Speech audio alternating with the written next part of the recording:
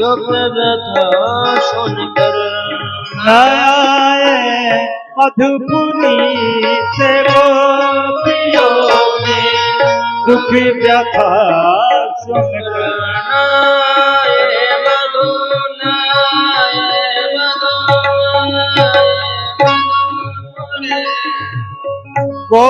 गोपियों के दुख व्यथा सुनकर आया मधुपुरी गोपियों के दुख व्यथा सुनकर द्रौपदा की दशा पर द्वार पासे आते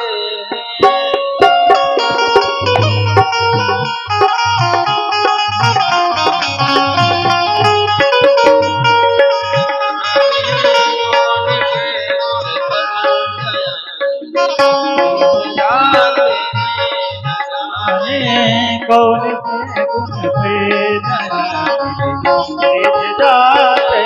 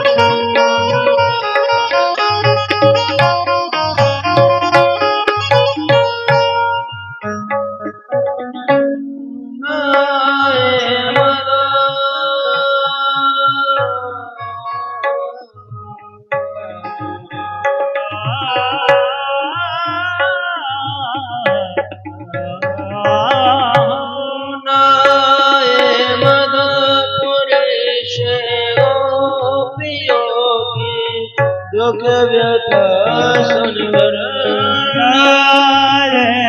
मधुपुरी से गोपियों की दुख व्यथा सुनकर द्रौपदा की दशा पर द्वार पासे दौड़ आते हैं द्रौपदा की दशा पर द्वार आते न जाने कौन से गुण पे रिझ जाते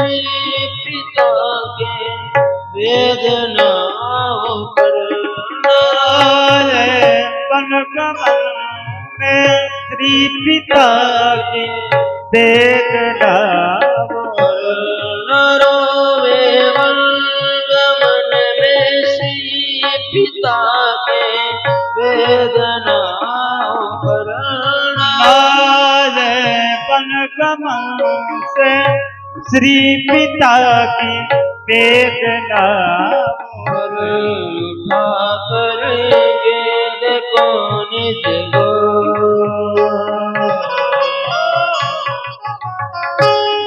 उठा करेंगे देखो निज गोद में सुबाते हैं उठा करेंगे देखो निज गोद में सुबाते बात है कौन से गुर पर दया जाते हैं न जाने कौन से गुर पर दया जाते हैं न जाने कौन से गुर पर दया जाते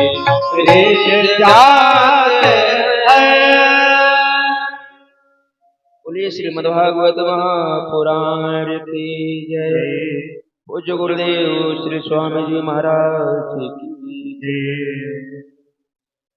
जय श्री सीताराम। जय जय श्री राधे श्याम। इस तरह से हमारे सुखदेव स्वामी जी राजा परीक्षित से कहे, परीक्षित भगवान कब किसके ऊपर कृपा कर दे कोई नहीं जानता है। और वहीं सुखदेव स्वामी जी कहे, परीक्षित तुमको तो मालूम ही है भगवान दुर्योधन के 56 प्रकार का भोग त्याग कर दिए। और वहीं गोविंद विदुर जी के घर जाकर के केले के छिलके का भोग लगाया। ये उनकी कृपा तो है। राजा परीक्षित के गुरुदेव कथा को विस्तार से बताइए ना। विदुर काका के घर जाकर भगवान कैसे अनुग्रह किए थे। सुखदेव स्वामी जी कहे, परीक्षित यह बात उस समय का है जब हस्तिनापुर में महाभारत युद्ध करने के लिए अंदर ही अंदर तैयारियां चल रही थी। युधिष्ठिर और पांडव भगवान श्री कृष्ण को शांति दूते बनाकर एक हस्तिनापुर में भेजे, क्योंकि उनकी इच्छा नहीं थी कि महाभारत युद्ध हो। वही भगवान शांति दूत बन करके आए हस्तिनापुर में। खूब सुंदर महाराज व्यवस्था किया था दुर्योधन गोविंद के स्वागत में। पूरे हस्तिनापुर को महाराज सजवा दिया था। खूब सुंदर गोविंद का स्वागत किया दुर्योधन। विदुर काका भी कहीं किनारे खड़े थे।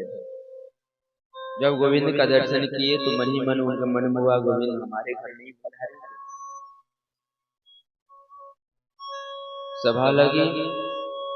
उस सभा में भीष्माचार्य, द्रोणाचार्य, कृपाचार्य, अश्वत्थामा, दुर्योधन, दुशासन, कर्ण सब उपस्थित थे। धृतराष्ट्र भरी हुई सभा में भगवान कहे, दुर्योधन सब जानता है कौरव और पांडव अलग नहीं है। जिस पांडव को तुम अलग समझते हो वो भी इसी परिवार का सदस्य है जो आज बन बन घूम रहे हैं। अगर हमारी कहना मानो, एक काम करो ना, पांडवों को आधा राजपाट दे दो।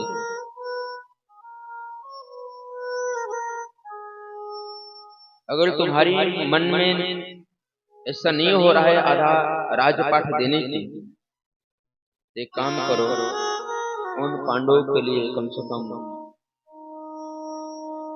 50 गांव ही दे दो। मैं युधिष्ठिर को समझाऊंगा, युधिष्ठिर से कहूंगा, वो मान जाएगा। 50 गांव लेकर के पांडव अच्छे से अपन जीवन यापन कर लेंगे। अगर तुम्हारे मन में इतना भी देने की इच्छा नहीं है, दुर्योधन उन पांडवों के लिए 10 गांव केवल दे दो। पांडवों को मैं समझाऊंगा, पांडव 10 गांव लेकर भी खुशी खुशी अपना जीवन यापन कर लेंगे। भगवान कहे दुर्योधन तुम्हारे मन में अगर 10 गांव भी देने की इच्छा नहीं है ना, उन पांडवों के लिए कम से कम 1 गांव ही दे दो। 1 गांव लेकर के वह पांडव अपना जीवन यापन कर लेंगे। अगर तुम्हारी ये भी इच्छा नहीं है तो केवल उन पांडवों के लिए 1 गीता मकान दे दो, 1 भवन ही दे दो, वो अपना जीवन यापन कर लेंगे उसी में। दुर्योधन क्रोध से लाल हो गया। गोविंद, हमारे सभा में आकर के आप कैसी बात कर रहे हैं? वो पांडव डरते क्यों हैं? वो भी तो क्षत्रिय हैं, उनके अंदर भी तो बल पराक्रम होगा। केशव, युद्ध ही नहीं करनी है तो कटोरा लेकर के भीख मांग ले हमारे यहाँ, मैं दे दूंगा उन सबको। और क्षत्रिय हैं, उनको युद्ध करके लेना चाहिए, तो डर क्यों रहे हैं? भगवान कहे डर नहीं रहे हैं, वो नहीं चाहते कि अपने परिवार में झगड़ा हो और युद्ध में नरसंहार हो। दुर्योधन, तूने कहीं युद्ध देखा है? अरे भीष्माचार्य जी से कहानी के रूप में सुना होगा, युद्ध युद्ध चिल्ला रहा है, युद्ध का परिणाम जानता है क्या होता है? अरे तुम बुद्धि मारी करी है, तू विचार क्यों नहीं करता? अरे कितनी महाराज स्त्रियां विधवा हो जाती, कितने बालक अनाथ हो जाते, तुम्हारी बुद्धि क्यों मारी गई है? भगवान जैसी उठाते दुर्योधन लाल पीला हो गया। सैनिकों का आदेश, हमारे घर में आकर औरवी को डांट रहे हैं, सैनिकों बंदी बना लो केशव को। और जैसी सैनिक महाराज को आदेश दिया, किसकी हिम्मत है जो गोविंद को बंदी बनाए? नहीं बंदी बना पाया। भगवान नाराज होकर के चल दिए। दुर्योधन, ठीक है तो समय बताएगा जो होगा, तुम्हारा नासी लिखा है तो मैं क्या कर सकता हूं। और वहीं भगवान जैसे ही चले, दुर्योधन को समझाया, दुष्ट कहीं। अरे मैं तो कहा था कि गोविंद को मना लो, उनको प्रसन्न करके अपने तरफ से रख लो, उनको भड़का दिया। अरे अभी भी बिगड़ा नहीं है, जा जल्दी जाकर के गोविंद को मना। दुर्योधन दौड़ते दौड़ते आया, हंसते हैं, गोविंद अरे छोड़िए ना महाराज, हमारे और पांडवों में कैसे क्या होगा, आप क्यों बीच में पड़े हैं? अरे हमारे यहाँ बड़े बुजुर्ग हैं ना, और जो बड़े बुजुर्ग मिलकर के जो निर्णय करेंगे उसके अनुसार हम बंटवारा कर लेंगे। गोविंद एक बात कहूं, हमारी माता जी ना आपके लिए 56 प्रकार के भोग चलिए ना पा लीजिए ना। भगवान दुर्योधन से कहे, दुर्योधन भोजन 2 परिस्थिति में किया जाता है, पहला भूख होता है तब, और दूसरा भाव होता है तब। अजी हम और आप भी देखते हैं, अगर भूख लगी हो दूर से और जिस चीज के साथ पानी के लिए बैठते हैं तो नहीं देखते हैं कि हमारा नमक तेज है कि क्या है, कि तीखा है कि क्या है, कुछ नहीं देखते हैं, खा लेते हैं, पेट भरते हैं। और दूसरा जब भाव होता है, पेट भरा हुआ है, थोड़ी सी भी इच्छा नहीं है पाने की, परंतु जैसे ही बाजार में मित्र मिला, मित्र कहता हो इतने दिन के बाद मिलो भाई, कैसे रह रहे हो? हम भी कहते भैया बहुत बढ़िया है। मित्र चलो ना एक मिठाई खा लो हमारे तरफ से। हम कहते अरे भाई अभी अभी प्रसाद खाकर थोड़ी सी भी इच्छा नहीं है, हाँ बता दे रहा, ऐसे कैसे हो सकता है? एक तो तुम्हारा हमारा मिलन नहीं होता, इतने सालों के बाद मिलो, वो भी मना कर रहे हो। अगर एक रसगुल्ला नहीं खाओगे तो मैं नाराज हो जाऊंगा, फोन ऑन करना सब बंद हो जाएगा, बता दे रहा। तो मित्र महाराज पेट भरने के बाद भी, मन में इच्छा नहीं रहने के बाद भी एक रसगुल्ला पा लेता। तो भोजन 2 परिस्थिति में किया जाता है, पहला भूख होता है तब, और दूसरा भाव रहता है। भगवान कहे दुर्योधन से, दुर्योधन हमारे भीतर भूख नहीं है तो मैं तुम्हारा 56 प्रकार का भोग पाऊं, और तुम्हारे अंदर भाव नहीं है जिस भाव को देख करके तुम्हारे घर में प्रसाद पाऊं। दुर्योधन हंसते हुए कहा, इतने दूर से आ रहे हैं, आप करें कि भूख नहीं है? अरे गोविंद अगर रास्ते में भूख लगे तो, भगवान भरी हुई सभा में कहे भूख लग गई ना तो हम विदुर काका के घर जाएंगे आज प्रसाद पाने के लिए। दुर्योधन हंसते हुए कहा, विदुर काका क्या है क्या? केले के बगीचे में एक मड़ई डाल करके रह रहे हैं। गोविंद उनके घर में महाराज क्या है जो आप पाने के लिए जाएंगे? भगवान के हमें क्या मालूम, जो निमंत्रण दिया वो समझो। विदुर काका ने हमको निमंत्रण दिया है, मैं अवश्य जाऊंगा। विदुर काका मनी मनी सर के, गोविंद मैं कब आपको निमंत्रण दिया था? भगवान कहे जब गेट में प्रवेश कर रहा था तो आपके मन में नहीं विचार चल रहा था कि गोविंद हमारे घर कब पधारेंगे, तो आपने निमंत्रण दिया मनी मन, मैं मनी मन निमंत्रण स्वीकार कर लिया। अब विदुर काका दौड़े दौड़े भागे। गोविंद ने अब कह दिया है महाराज, कन्हैया ने कह दिया तो जरूर आएगा। और वही महाराज बाजार चले गए। क्यों? क्योंकि गोविंद को माखन पसंद है ना, गोविंद को मिश्री पसंद है ना, गोविंद को मालपुआ पसंद है ना। सो विदुर काका बाजार में चले गए सामान लाने के लिए। इधर भगवान महाराज विदुर जी घर पधारे गए। विदुर जी घर पधारे और जोर से महाराज खटखटाई किवाड़ को। काकी, ओ काकी। विदुरानी स्नान कर रही थी। कौन है? भगवान के, मैं द्वारिकाधीश हूँ, कन्हैया हूँ, केशव हूँ। विदुरानी का कि जैसे सुनी तो हमारे घर में गोविंद पधारे हैं, द्वारिकाधीश पधारे हैं। सुखदेव स्वामी कहे, परीक्षित उस समय विदुरानी का कि स्नान कर रहे थे, वस्त्र भी बदलना भूल गए। विदुरानी का कि महाराज खुशी के मारे पागल हो गई, हे भगवान हमारे घर में केशव पधारे, हमारे घर में गोविंद पधारे, हमारे घर में द्वारिकाधीश पधारे हैं। अस्त व्यस्त वस्त्र महाराज है, और वैसे ही महाराज किवाड़ करते, जैसे ही किवाड़ खोली, जैसे ही गोविंद को देखिए मुग्ध हो गए। आओ ना गोविंद, आइए ना केशव, आइए ना द्वारिकाधीश, कैसे आना हुआ, बहुत बड़ी कृपा हो गई, आइए गोविंद। अब मन मोह के गोविंद को कहाँ बैठा हूँ, एक पीढ़ा मिला, वो भी पीढ़ा बिछाई। जैसे भगवान बैठने लगे, गोविंद यहाँ मत बैठो, यहाँ मुझखल जमीन है ना, इधर बैठो ना गोविंद। भगवान वहां बैठे, ना ना यहाँ भी ठीक नहीं गोविंद, यहाँ बैठो नहीं, यहाँ ठीक ठाक है। वहां भगवान बैठने को गोविंद यहाँ भी नहीं, इधर बैठो ना। सुखदेव स्वामी जी कहे, परीक्षित विदुरानी का कि पूरी आंगन में हरे फेरा लगा दिया, और एक जगह पीढ़ा भी बिछाई, उल्टा करके पीढ़ा बिछा दी।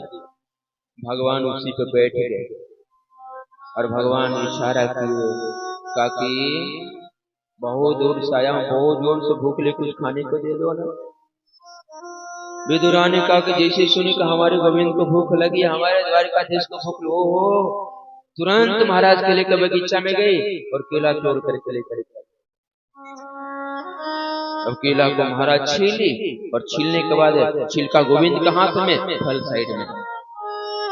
भगवान खाने लगे। विदुरानी का कि कई गोविंद कैसा लग रहा है? भगवान कहे कि इतना स्वाद है, इतना स्वाद का कुछ ना और दो ना। विदुरानी का के देने, पता है गोविंद मैं अपने हाथों से ना इसकी सिंचाई की हूँ, इसलिए इतनी स्वाद है, और लो ना गोविंद, और लो ना केशव, और लो ना द्वारिकाधीश। सुखदेव स्वामी कहे, परीक्षित खाते खाते महाराज छिलका का पता नहीं और फल का ढेरी का गंजा लग गया, फिर लग गया। पता तो तब चला जब विदुर जी आया, किवाड़ खटखटाए, देवी ओ देवी। विदुरानी का की दौड़ी दौड़ी गई, किवाड़ खुली, अजी काहे हाला कर रहे हैं आप?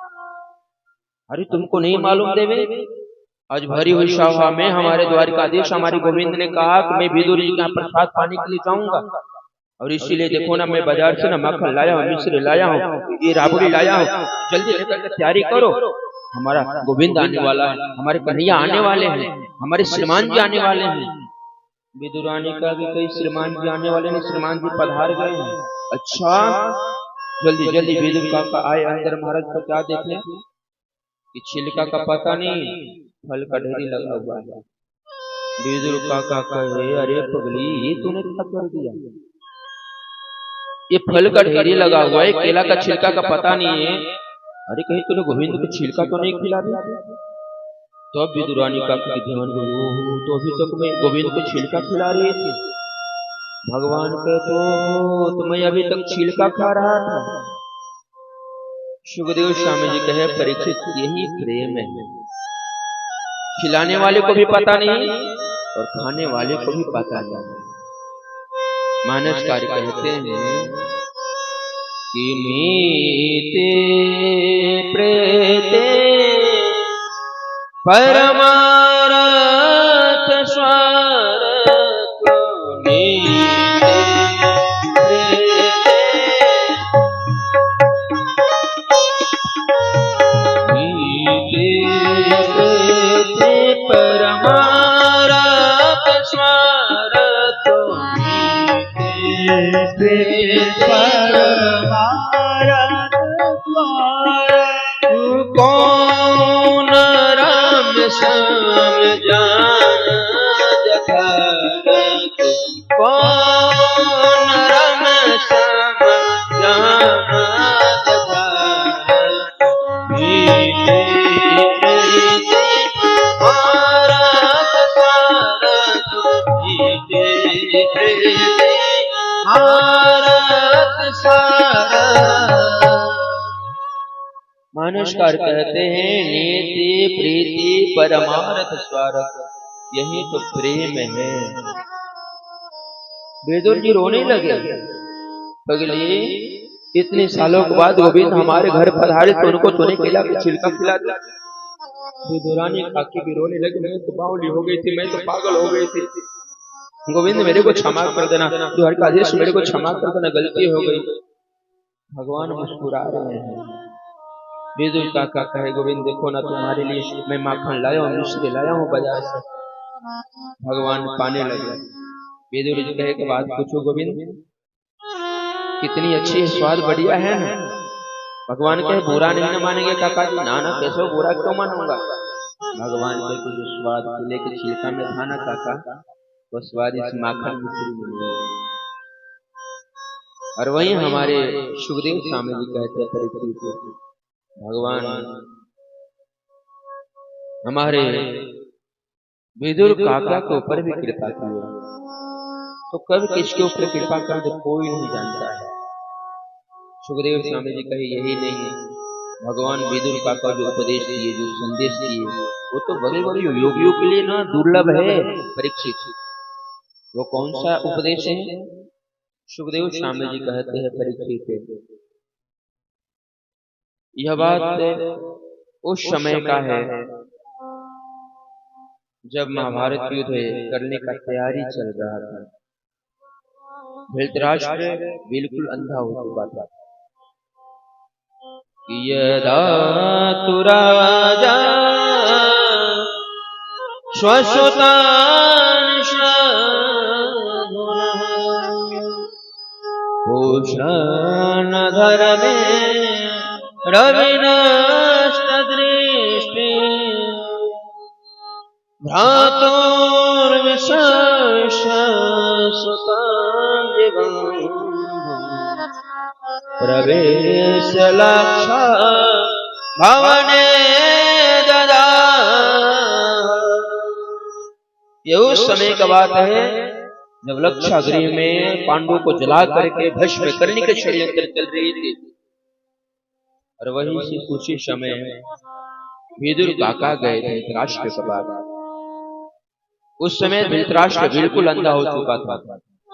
अजी बिल्कुल अंधा होने का मतलब क्या होता है? धृतराष्ट्र बचपन से दिव्यांग तो थे ही, परंतु बिल्कुल अंधा होने का मतलब होता है कि नेत्र भी दो होते हैं, एक तो बाहर होते हैं और दूसरे भीतर नेत्र होते हैं, और दोनों का काम अलग अलग है। जो बाहर दो नेत्र है ना, इससे संसार देखने के लिए है, और भीतर जो नेत्र है ना, वो परमात्मा को देखने के लिए है। अजी भीतर जो नेत्र, इसका नाम क्या है? ज्ञान विराग नयन और धारी। ज्ञान और वैराग्य है ना, यही दो नेत्र हमारे भीतर। और वही हमारे सुखदेव स्वामी जी कहे परीक्षित, विदुर काका आए और धृतराष्ट्र को समझाए, भैया मैं आज मंत्री के नाते नहीं, मैं अपने भाई होने के नाते समझाने के लिए आया और समझाना यही चाहता हूं। देखिए महापुरुष वही होते हैं जिसके हाथ में घाव हो, डॉक्टर साहब के पास जाए, डॉक्टर साहब इस घाव को देखे, कहे भैया इस घाव से बचना चाहते हो ना, तो जिस अंग में ये घाव है उस अंग को काट करके फेंकना पड़ेगा। तो किसी व्यक्ति को हाथ में घाव हो जाए, डॉक्टर साहब के पास लेकर के जाए, डॉक्टर साहब बहुत दर्द दे रहा है, देखिए ना कोई उपाय है। डॉक्टर साहब कहे भैया ये घाव बहुत भयानक है, इस घाव से बचना चाहते हो तो पूरे हाथ को काट करके निकालना पड़ेगा, नहीं तो ये घाव पूरे शरीर में फैलेगा, राम नाम सत्य हो जाएगा। तो महाराज बुद्धिमान व्यक्ति क्या करेगा, पूरे शरीर को सुरक्षित रखने के लिए अपने हाथ को कटवा करके फेंक देगा, काट कर निकलवा देगा। वही हमारे विदुर काका कहे धृतराष्ट्र से कि भैया मैं आपसे एक ही बात कहना चाहता हूँ, दुर्योधन को घर से बाहर निकाल देने से आप अगर आपके 99 पुत्र सुरक्षित रह सकते हैं ना, आप दुर्योधन को महाराज हस्तिनापुर से बाहर निकाल दीजिए, इसी में महाराज हस्तिनापुर की भलाई है। खूब सुंदर महाराज विदुर काका समझाए। दुर्योधन सुन लिया और वही विदुर काका को डांटने लगा, शर्म नहीं लग रही है, थोड़ा सा भी लज्जा नहीं है, जिसके थाली में खाते हो उसी के थाली में छेद करते हो। अब हमारे राज्य में नहीं रह सकते, हमारे राज्य तो तुम चले जाओ, यहाँ रहने के तुम्हारे लिए कोई स्थान नहीं है। तो विदुर काका को बोला, धृतराष्ट्र चुपचाप सुनता रहा। विदुर काका समझ गए तब हमारा कोई आवश्यकता नहीं है। और वहीं विदुर काका धनुष बाण हस्तिनापुर के द्वार पर रह करके बन के और जैसे ही बन के निकले सो महाराज पूरे कौरव वंशी बताया गया है कि पूर्ण उनका लब्ध हो गया, छिन्न हो गया, निर्गत है कौरव पूर्ण लब्ध हो। अच्छा यहाँ एक हम और आपको संदेश प्राप्त होता है, जब जब भी वयोवृद्धों का अपमान होता है, जब जब भी सज्जन महापुरुषों का अपमान होता है, वह घर सोने का भी क्यों न हो, उस घर में आग लगे बिना रह नहीं सकता है। आप सब कहेंगे प्रमाण, त्रेता युग में हम सब चले, रामायण में दो पात्र हैं, एक है राम जी और दूसरा है रावण। अगर विचार किया जाए तो दोनों एक ही राशि के हैं, राम जी भी उसी राशि के हैं, रावण भी उसी राशि का है, पर अंतर पता है क्या है, राम जी वयोवृद्धों का सम्मान करते हैं, वयोवृद्धों का आदर करते हैं, रावण अनादर करता है, अपमान करता है। राम जी का गया हुआ राज्य भी 14 वर्ष के बाद वापस लौट कर आया, और रावण के पास सोने की लंका थी, जल करके राख हो गई। आप सबको मालूम होगा रावण को एक बार रावण का नाना जिसका नाम है माल्यवन समझा रहे थे, रावण पुत्र तुमको इतना भी नहीं मालूम कि जानकी राम के लिए बनी है, रावण के लिए नहीं बनी है, अभी भी कुछ बिगड़ा नहीं है, जानकी को ले जाओ, राम को सौंपो और उनसे माफी मांग लो। रावण बिगड़ गया, गाली महाराज देने लगा। माल्यवंत कहे थोड़ा सा भी बुद्धि नहीं है, वयोवृद्धों का सम्मान न करना चाहिए तुमको।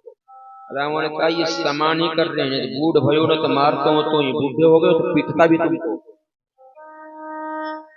और यही नहीं, आप सब तो जानते ही हैं विभीषण जी को भी महाराज लात प्रहार करके रावण ने लंकापुरी से महाराज बाहर कर दिया। और जैसे ही विभीषण जी महाराज लंकापुरी का त्याग किया ना, पूरे महाराज राक्षस आयुहीन हो गए। कहते हैं ना आयुर विद्या यशोबलम, 4 चीज की प्राप्ति होती है कब, जब सज्जन महापुरुषों का आदर हो, और कहीं अनादर हो जाए तो 4 चीज का हानि भी होता है। आयु की भी हानि होती है, विद्या भी नष्ट होता है, यश भी महाराज खत्म होता है, और बल भी खत्म हो जाता है। कितना सुंदर संदेश है। रावण की सोने की लंका थी, सब जल कर राख हो गए।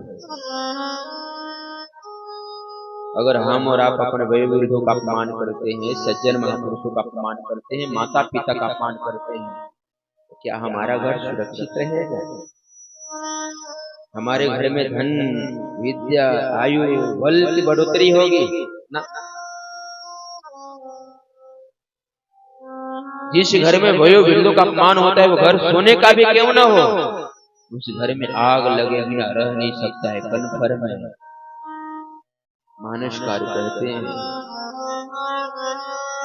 यस कहीं चला विभीषण जब, यस कहीं चला विभीषण जब, यस कहीं चला विभीषण जब, यस कहीं चला विभीषण जब, आयो हीन भये सब तब, आयो हीन भये सब तब, हस कहीं चला विभीषण जब, हस कहीं चला विभीषण जब। मानसकार कहते हैं, जैसे विभीषण ने त्याग किए लंकापुरी को, सब राक्षस आयुहीन हो गए, वैसे ही आज विदुर काका जैसे ही महाराज त्याग किया हस्तिनापुर को, जितने भी कौरव थे सबका महाराज पूर्ण छिन्न हो गया। और वहीं विदुर काका वन में गए, उद्धव जी से भेंट हो गई। उद्धव जी ने सारी कथा को बताया कि भगवान परम धाम ले गए, पूरे जदुवंशी आपस में लड़ करके सब खत्म हो गए। और वहीं हमारे सुखदेव स्वामी जी कहते हैं, परीक्षित उद्धव जी कहे विदुर काका से, विदुर काका आपके लिए भगवान संदेशा भेजे हैं, और वह संदेशा मैत्री मुनि के पास है, जो मैत्री मुनि यहाँ नहीं है, मैत्री मुनि हरिद्वार में है। और वही महाराज हमारे विदुर काका मैत्री मुनि के पास गए हरिद्वार में। मैत्री मुनि को आसन पर बिठा करके मैत्री मुनि के पूजन करके चरणों में साष्टांग करके और मैत्री मुनि से जिज्ञासा किए। मैत्री मुनि से प्रश्न करते हैं, सुखाय कर्म करोति लोको, न तै सुखवान दुपारमं वा,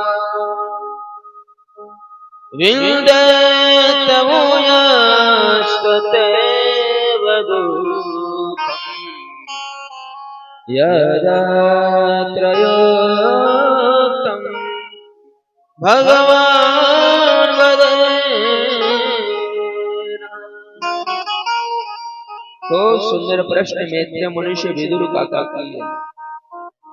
ईश्वर आपसे एक ही जिज्ञासा है, और मैं यही जानना चाहता हूं कि संसार में ऐसा कोई भी व्यक्ति नहीं जिसको सुख नहीं चाहिए। बहुत सारे ऐसे लोग हैं जो भोजन करने के लिए माना कर देगा, नहीं नहीं भैया अभी अभी प्रसाद खा रहे, पेट भरा हुआ है, मन नहीं है। बहुत सारे ऐसे लोग हैं जो पानी पीने के लिए माना कर दे, ना भाई इच्छा नहीं, अभी अभी पी के आ रहे हैं। परंतु संसार में ऐसा कोई नहीं है जो सुख के लिए माना कर दे। सुख सबको चाहिए, और सबसे बड़ी विडंबना ये है कि सुख चाहिए फिर भी मिलता उल्टा नहीं है।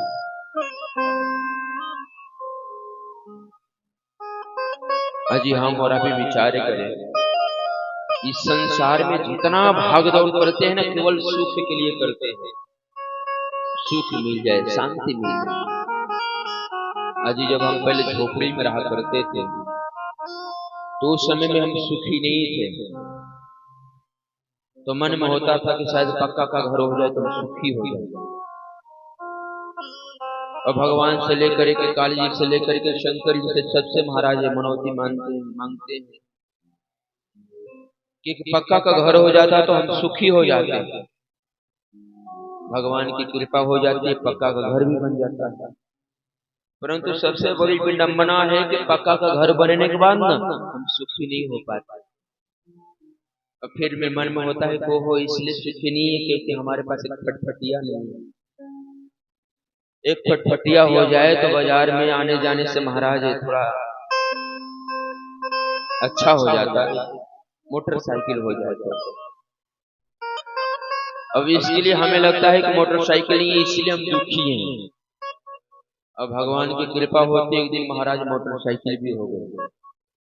परंतु मोटरसाइकिल होने के बाद भी फिर भी महाराज दुख पीछा नहीं छोड़ता है। तो मन में होता है ना कि नहीं नहीं इसलिए हम दुखी क्योंकि शहर में घर नहीं है। बक्सर के घर हो जाए, बनारस के घर हो जाए तो हम सुखी हो जाते। भगवान की कृपा हुई, महाराज बक्सर बनारस में भी घर हो गया। परंतु सबसे बड़ी विडंबना है कि फिर भी हम सुखी नहीं हो पाते।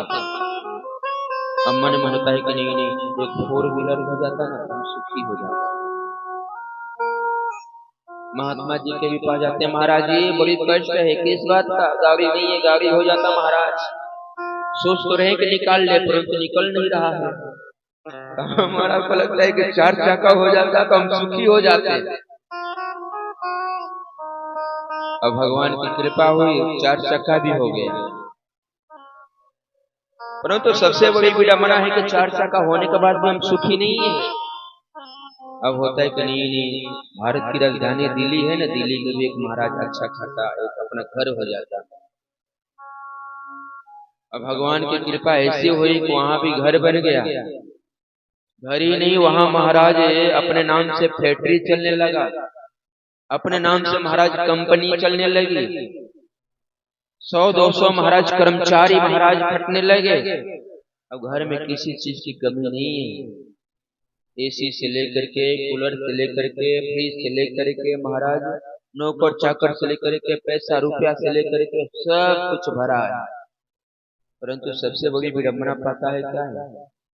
वैसे लोगों से भी अगर पूछा जाए कि महाराज आप तो बड़ी सुखी होंगे, तो वैसे लोग भी कहते कि जितना हम दुखी हैं उतने संसार में कोई दुखी नहीं।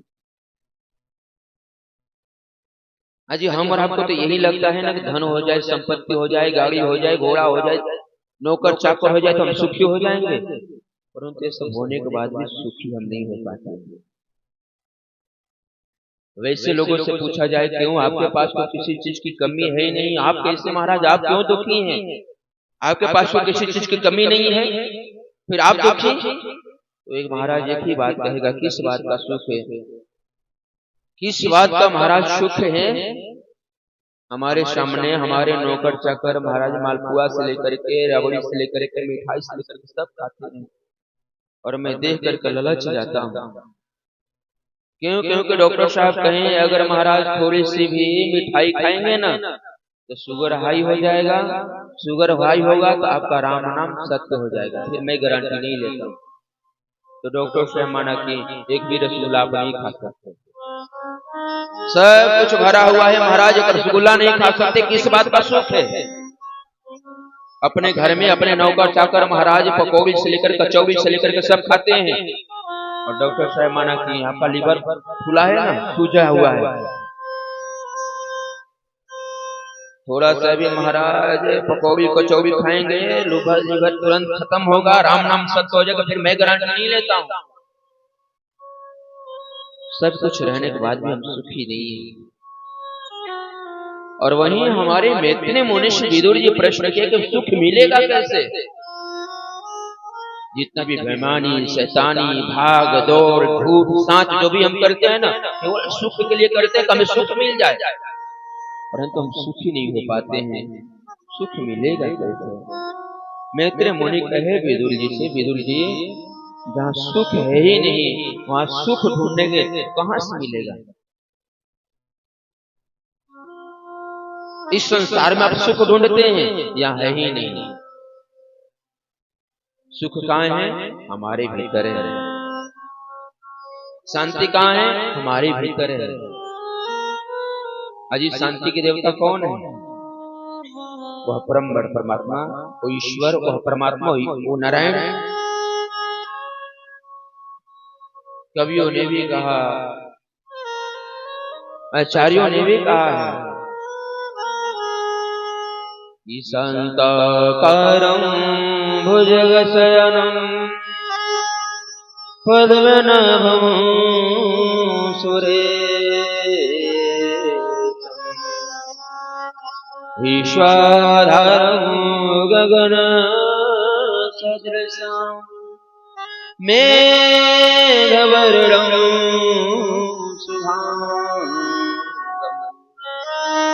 शांति के देवता कौन है? भगवान है। भगवान कहाँ रहते हैं? हम समस्त प्राणियों के हृदय में रहते हैं। ईश्वरं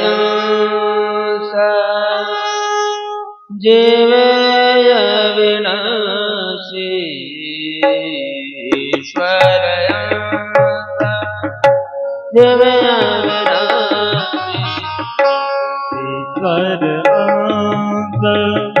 जीवय विनाशी ईश्वरं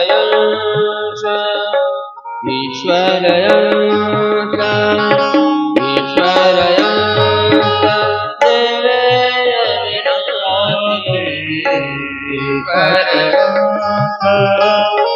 जीवय विनाशी चेतन अमल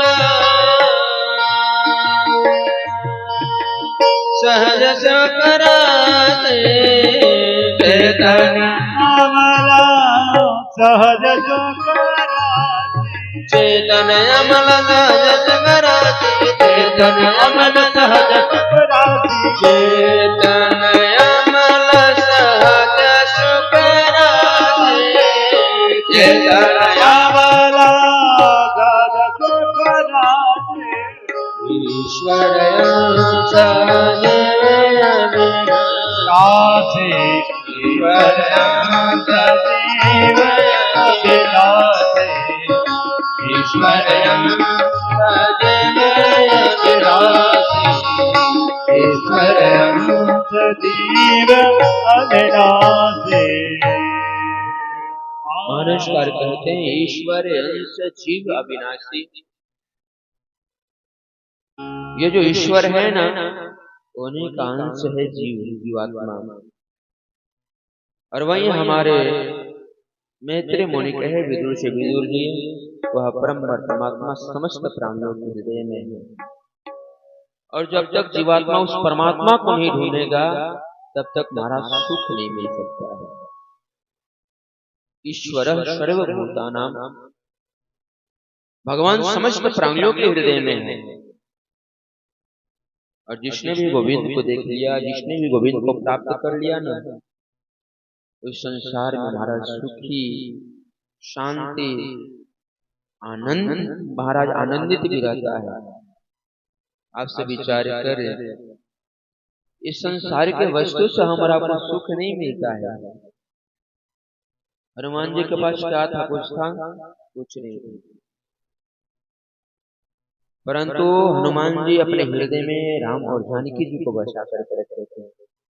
जासु हृदय आगार वशि राम सर चाप धरा। तो हनुमान जी महाराज बड़ा से बड़ा भी काम कर लेते हैं और छोटा से छोटे भी बन करके रहते हैं। तो कहने का मतलब है कि हमारे मैत्री मुनि कहे विदुर से विदुर, भगवान हमारे भीतर हैं, इसलिए उस परम परमात्मा को हम ढूंढे तो अच्छा रहेगा, सुख शांति की प्राप्ति। आगे विदुर जी प्रश्न करते, भगवान सृष्टि कैसे करते हैं? तब हमारे विदुर जी को मैत्री मुनि बताया, विदुर जी भगवान के नाभि से कमल हुआ, कमल से ब्रह्मा जी हुए, ब्रह्मा जी के भगवान ने आदेश दिया ब्रह्मा जी को, आप सृष्टि का विस्तार करें। तो वहीं ब्रह्मा जी ने प्रारंभ में सत्य काम और सत्य संकल्प से सनकादि ऋषियों को प्रकट किया, जिनका नाम है सनक, सनंदन, सनातन और सनत कुमार। चारों पुत्र से कहे, बालको सृष्टि का विस्तार करो, सहयोग करो सृष्टि में। चारों ने माना करके, पिताजी हमसे नहीं होगा। ब्रह्मा जी उदास हो गए, हमारा पुत्र होकर के और हमारे आदेश का पालन नहीं कर रहे हैं। ठीक है, जब हमारे आदेश का पालन नहीं करोगे तो हमारे यहाँ रहने से काला, चले जाओ हमारे घर से। और वहीं चारों बालक महाराज भगवान का भजन करने लगे, जो आज भी करते हैं। और आज भी महाराज देखने में 5 वर्ष के हैं।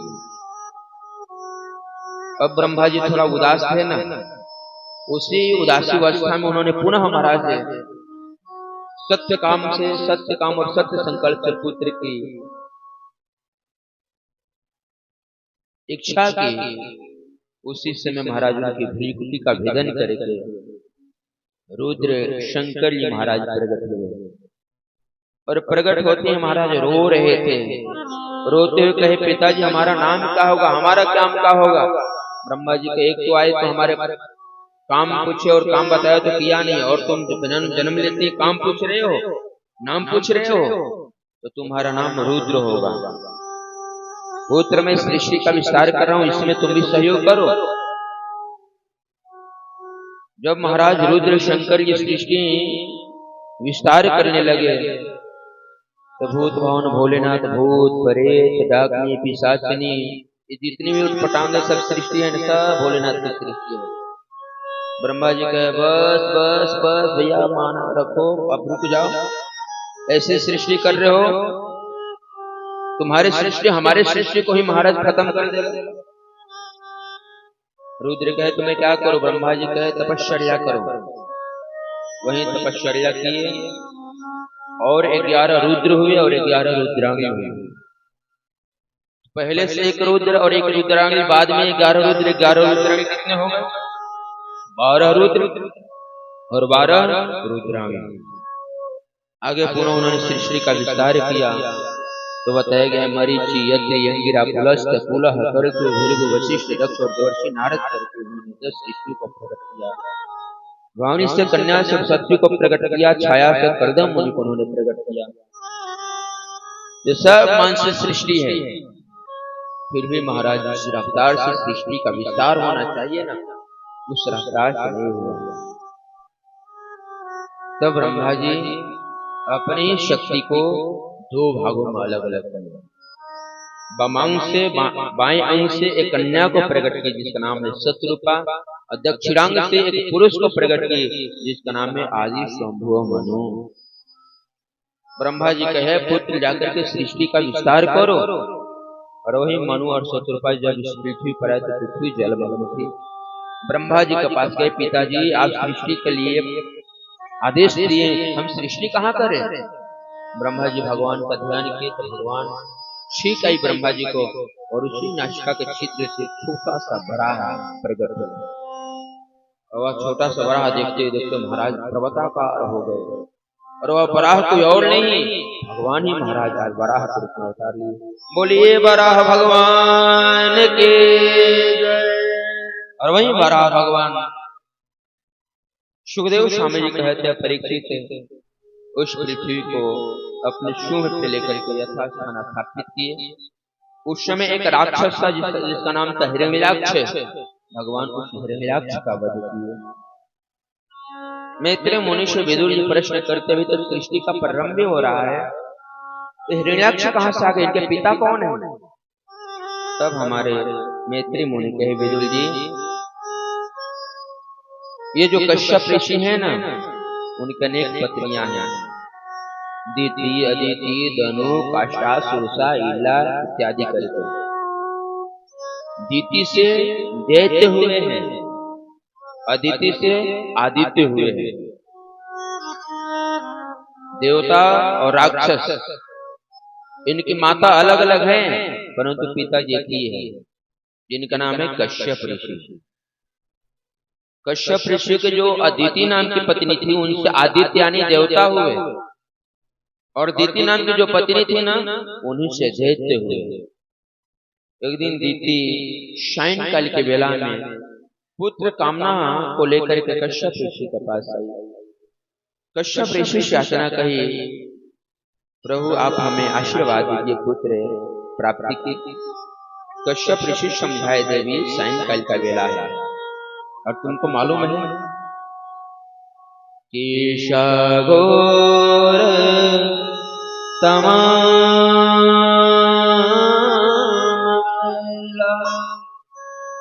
घोर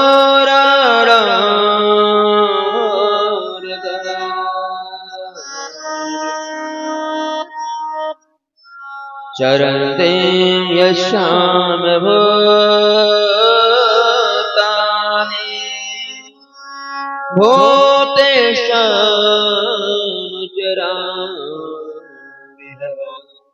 कश्यप ऋषि कहे देवी तुमको मालूम है सायंकाल का बेला में न भूत भवन भोलेनाथ शंकर ये अपने गौरों के साथ विचरण करते हैं और इसलिए सायंकाल के बेला में 4 काम नहीं करना चाहिए।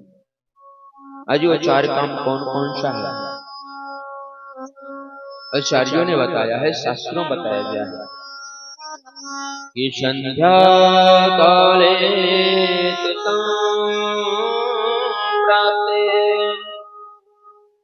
कर्म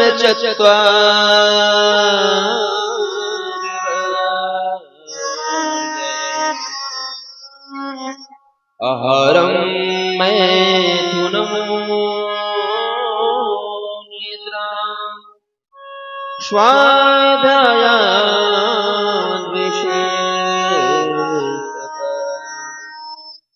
स्वाध्याया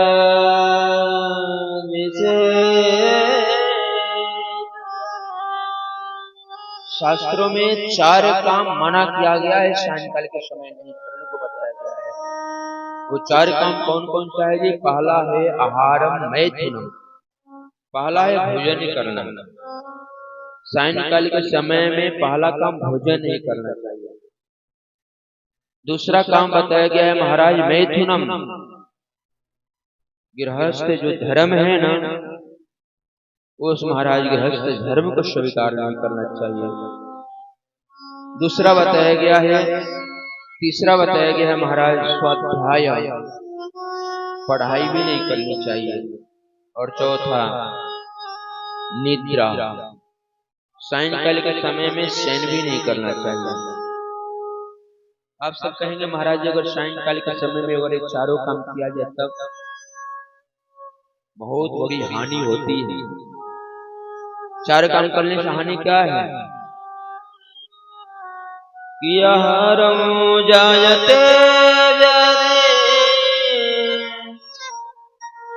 मैथुनम दुष्य संसते निद्रां क्षीयते लक्ष्मी स्वाध्याय विस्मरणं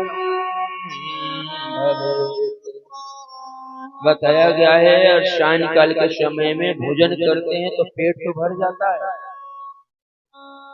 परंतु महाराज जब हम सायंकाल के समय भोजन करते हैं ना उस भोजन से रोग की उत्पत्ति होती है। इसलिए सायंकाल के समय में हम और आपको भोजन नहीं करना चाहिए। परंतु हमारे यहाँ विडम्बना क्या है जी, दोहरिया तेहरिया सब सामने को चलता है। जितना बच्चा कुचा हो 4 से 5 बजे के समय में निर्णय होता है तो बर्तन धोना है, जो भी बचा है भैया साफ कर। परंतु हम और आपका ध्यान रखना चाहिए सायंकाल के बेला में भोजन नहीं करना चाहिए, नहीं तो रोग की उत्पत्ति होती है। दूसरा बताया गया है महाराज संतानोत्पत्ति करने के लिए गृहस्थ धर्म को स्वीकार नहीं करना चाहिए। संतान तो होगा परंतु कुल का नाश करने वाला होगा। तीसरा बताया गया है कि निद्रा, शयन भी नहीं करना चाहिए सायंकाल के बेला में। कई लोग प्रश्न करते हैं महाराज अगर कोई रोगी हो तब उसको भी नेत्र खोल करके रहना चाहिए। जिस घर में सायंकाल के समय में लोग सोते हैं ना उसके घर से महाराज लक्ष्मी नाराज होकर चली जाती है। निद्रां क्षीयते लक्ष्मी, लक्ष्मी नाराज हो जाती है। और चौथा है स्वाध्याय विस्मरणम, पढ़ाई भी नहीं करना चाहिए। आप लोग मन में प्रश्न होता होगा महाराज जी 2 दिन से तो आप सामने ही कथा कह रहे थे, तो कथा और प्रवचन और पाठ पूजा के लिए नहीं बताया गया है। अपना नित्य कर्म हो तो करना ही चाहिए, परंतु महाराज बताया गया है कि जो नया पाठ हो उस पाठ को महाराज सायंकाल के समय में नहीं पढ़ना चाहिए। उस समय तो याद हो जाता है परंतु जब क्लास में बैठेंगे ना परीक्षा देने के लिए, तो याद किया हुआ भी सब स्मरण हो जाएगा, सब हम भूल जाएंगे। इसलिए चार काम नहीं करना चाहिए। कश्यप ऋषि दीति को समझाए, दीति नहीं मानी, और वहीं कश्यप ऋषि उसकी मनोकामना को पूर्ण किए। जैसे ही दीति को मालूम चला कि हमारे पुत्र तो राक्षस होंगे, तो 100 वर्षों तक अपने पुत्रों को जन्म ही नहीं दिया। दीति के गर्भ से तेज निकला, तेज महाराज स्वर्ग लोक को गया। मालूम चला कि स्वर्ग लोक जला करके भस्म कर देगा। भागे भागे देवता लोग ब्रह्म लोक में गए, ब्रह्मा जी के पास। ये क्या हो रहा है, ये क्यों हो रहा है? ब्रह्मा जी के घबराओ मत, भगवान की ही 2 पार्षद जिनका नाम है जय और विजय। हमारे पुत्र सनक सनंदन सनातन सनत कुमार जय विजय को श्राप दिए थे, और वही महाराज दीति के गर्भ में गए, राक्षस बने हैं, असुर बने हैं। 100 वर्षों के बाद जब दीति अपने पुत्रों को जन्म दी, एक का नाम हुआ हिरण्याक्ष और दूसरे का नाम हुआ हिरण्यकशिपु। वही हिरण्याक्ष पृथ्वी को चुरा करके जल में चुराया था। जो भगवान वराह अवतार लेकर के हिरण्याक्ष का वध किए और पृथ्वी को यथास्थान स्थापित किए। सुखदेव स्वामी जी कहते हैं, परीक्षित नेत्री जी कहे विदुर से, विदुर जी तब शंभु मनु और माता शत्रुपा इस पृथ्वी पर आकर के मैथिली सृष्टि प्रारंभ की, और सबसे पहले उनके 5 संतान हुए। 5 संतान में 3 कन्याएं हुई और 2 पुत्र हुए। 3 कन्याएं कौन कौन हुई? बताया गया है कि आकुति, देवहूति और प्रसूति। 2 पुत्र हुए, एक का नाम था प्रियवर्ग और दूसरे का नाम था उतानपा। और वहीं हमारे सुखदेव स्वामी जी कहते हैं, परीक्षित मैत्रेय मुनि विदुर जी को सबसे पहले जो देवहूति है ना, उनकी कथा बताते हैं। देवहूति का विवाह कर्दम ऋषि के साथ हुआ। कर्दम ऋषि एक शर्त पर विवाह किए थे कि एक पुत्र होते ही मैं वन में चला जाऊंगा, भगवान का तपस्या करूंगा।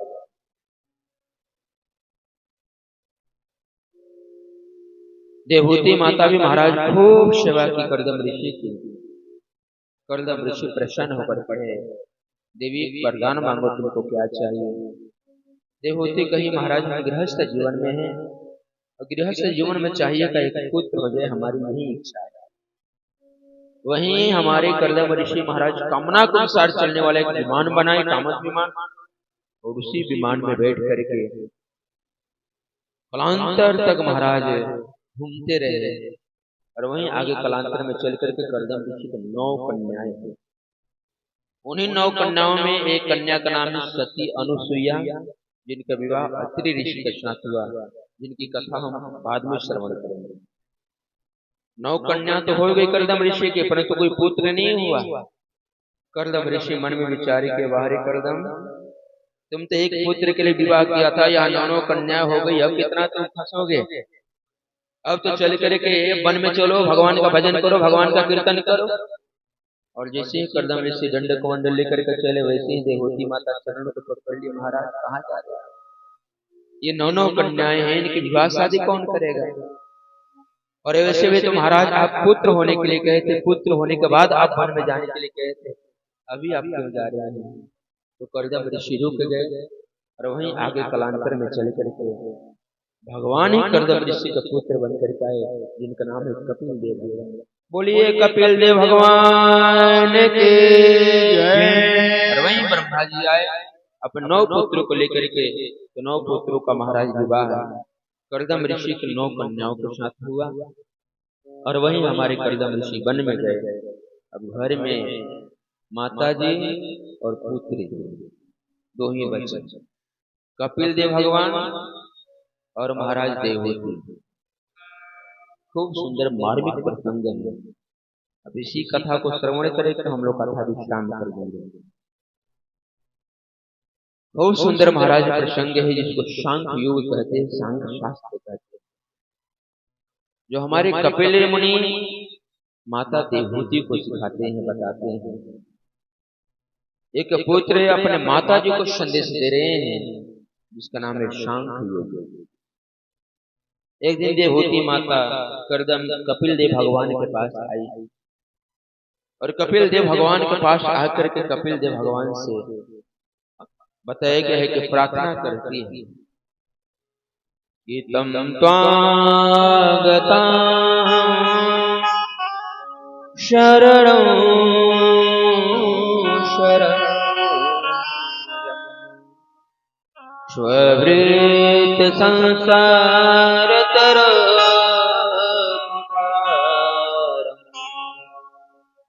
माता देवते कहिए प्रभु मैं आपके चरणों में प्रणाम कर रही हूँ।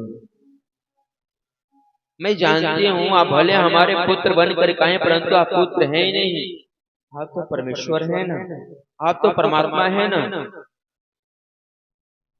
प्रभु आपसे एक ही चीज आशा है, इस संसार में जितनी मैंने सुख भोगा है कोई स्त्री कल्पना भी नहीं कर सकती है। जब मैं अपने पिताजी घर में थी तो वहां भी किसी वस्तु की कमी नहीं थी, किसी चीज की कमी नहीं थी। हमारा विवाह विवाह ऐसे हमारे पति मिले, उन्होंने महाराज सत्य काम सत्य संकल्प से उन्होंने विमान प्रकट कर दिया जिसमें किसी वस्तु की कमी नहीं। इतना भोग भोगने के बाद भी, इतनी वस्तु का सेवन करने के बाद भी गोविंद हमारी आत्मा तृप्त क्यों नहीं हो? यही आपसे मैं जाननी चाहती हूँ, कभी हमारा आत्मा तृप्त क्यों नहीं हुई? हमारे कपिल देव भगवान कहते हैं माता जी आप खुद मन में विचार करिए।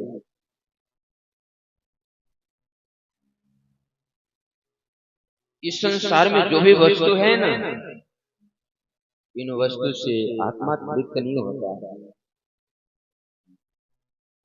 कोई व्यक्ति मिठाई खा ले, रसगुल्ला खा ले, पूरी खा ले, कचौड़ी खा ले, ये आत्मा को थोड़ी मिलता है, ये तो हमारी इंद्रियों को मिलता है।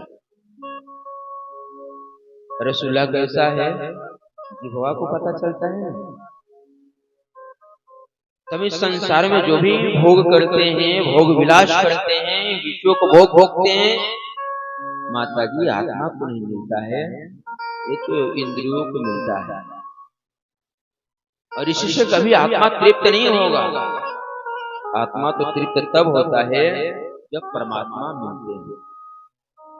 और वहीं कपिल देव भगवान कहे माता जी जब तक परिपूर्ण से यह आत्मा झूलेगा नहीं तब तक महाराज तृप्त नहीं होगा।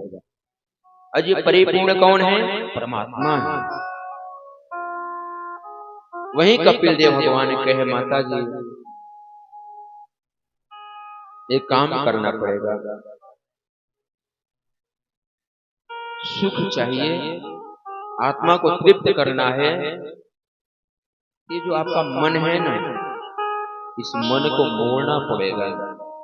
ये मन जो संसार में भटक रहा है, संसार से हटा करके माधव में लगानी पड़ेगी। तो जब तक मन माधव से जुड़ेगा नहीं तब तक आत्मा तृप्त होगा नहीं।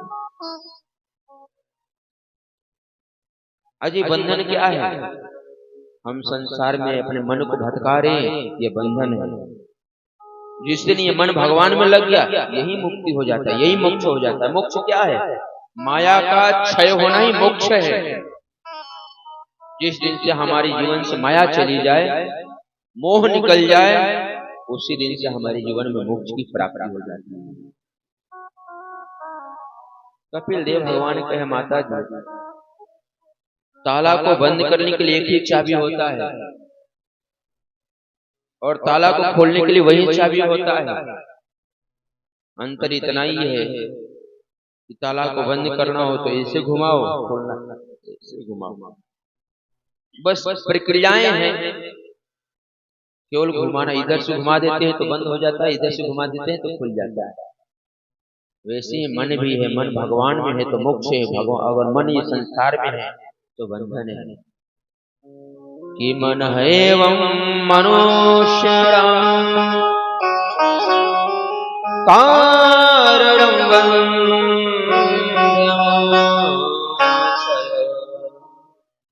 ये बंधन और मुक्ति कुछ और नहीं है, सब मन का ही बखेड़ा है। कि मन के हारे हार मन के जेते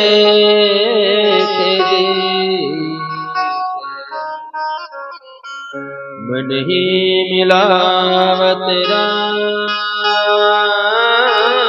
से मन ही करत भजे। ऐसा मन कहीं बखेड़ा है महाराज। ये मन चाह जाए तो राम जी से मिला दे, मन चाह जाए तो माया से मिला दे। इसीलिए तो कवियों ने गाया, मन की तरंग मार लो बस हो गया भजन। मन के तरंग मार लो बस हो गया भजन। मन के तरंग मार लो बस हो गया भजन। मन के तरंग मार लो हो गया भजन। मोरी आदत सुधार लो बस हो गया भजन। मोरी आदत सुधार लो बस हो गया भजन।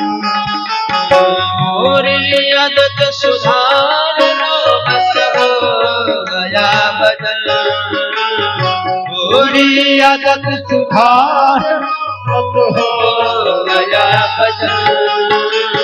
मन के तरंग मार लो बस हो गया भजन।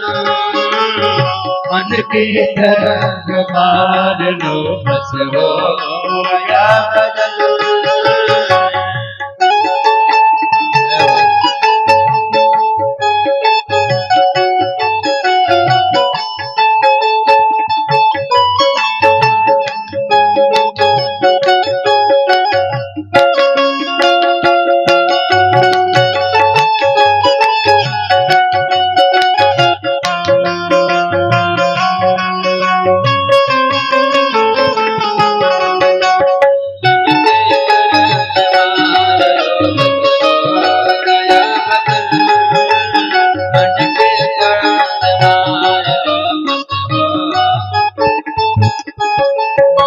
आए हो तुम कहाँ से जाओगे तुम कहाँ।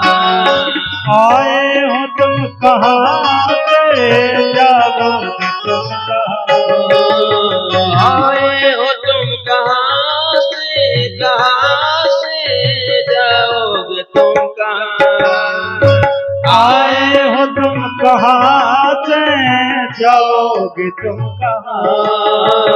इतना ही मन विचार लो, इतना ही मन विचार लो बस हो गया भजन। इतना ही मन विचार लो बस हो गया भजन। मन के तरंग मार लो बस हो गया भजन। मन के तरंग मार लो बस हो गया भजन।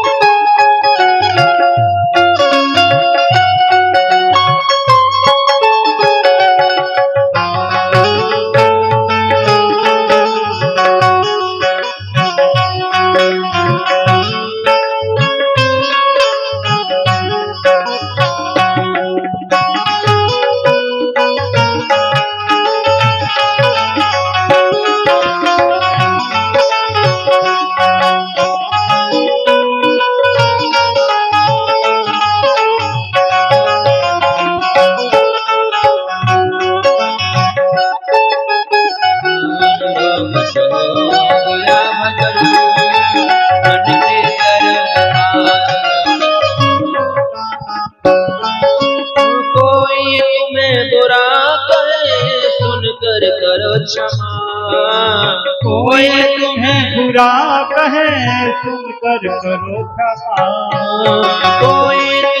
बुरा कहे सुनकर करो क्षमा। कोई तुम्हें बुरा कहे सुनकर कर करो क्षमा।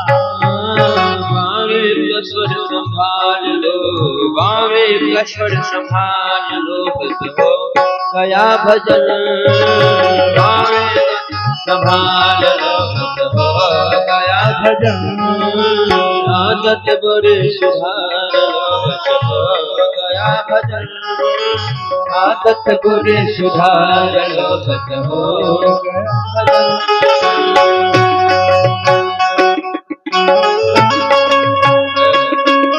हरि बोल।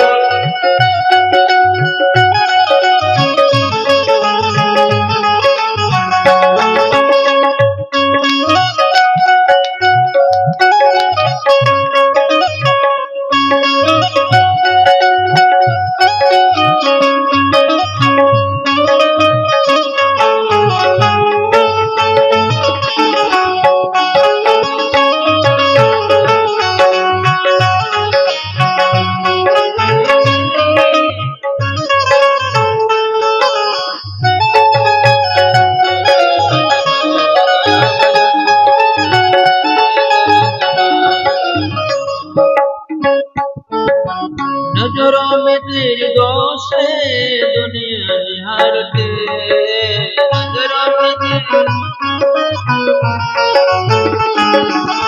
नजरों में तेरे दोष है दुनिया निहारते हो।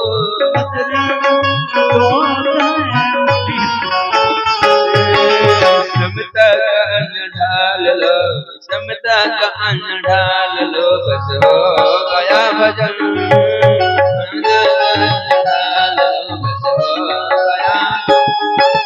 मन के तरंग मार लो, बस हो गया भजन। मन के तरंग मार लो, बस हो गया भजन। आदत बुरी सुधार लो, बस हो गया भजन। आदत बुरी सुधार लो, बस हो गया भजन। मन के तरंग मार लो, बस हो गया भजन। मन के तरंग मार लो, बस हो गया भजन। मन के तरंग मार लो, बस हो गया भजन। मन के तरंग मार लो, बस हो गया भजन। बोलिए श्रीमद् भागवत महापुराण की, बोलिए बाल कृष्ण लाल की। वही हमारे कपिल देव भगवान के हैं देवती माता से, माता जी मन तब तृप्त होगा, आत्मा तब तृप्त होगा जब ये मन माधव से जुड़ेगा। माता देवती कही प्रभु यही तो बड़ी विडम्बना है, ये मन जल्दी माधव से लग नहीं पाता है, माधव में जुड़ नहीं पाता है, ये मन लगेगा कैसे। तब हमारे कपिल देव भगवान कहते माता जी मन को माधव से लगाने के लिए संतों का संग करना पड़ेगा। कैसे संतों का संग करना पड़ेगा? कैसे संतों का संग करना पड़ेगा? तब हमारे कपिल देव भगवान कहते हैं माता जी जो भगवान की कथा सुनाते हैं, जो भगवान की कथा सुनते हो वैसे सज्जन महापुरुषों का संग करना है। संत का पहचान क्या है, संत का भूषण क्या है? कपिल देव भगवान कहते हैं तितिक्षव करुणिक सुहृदः सर्वदेहिनः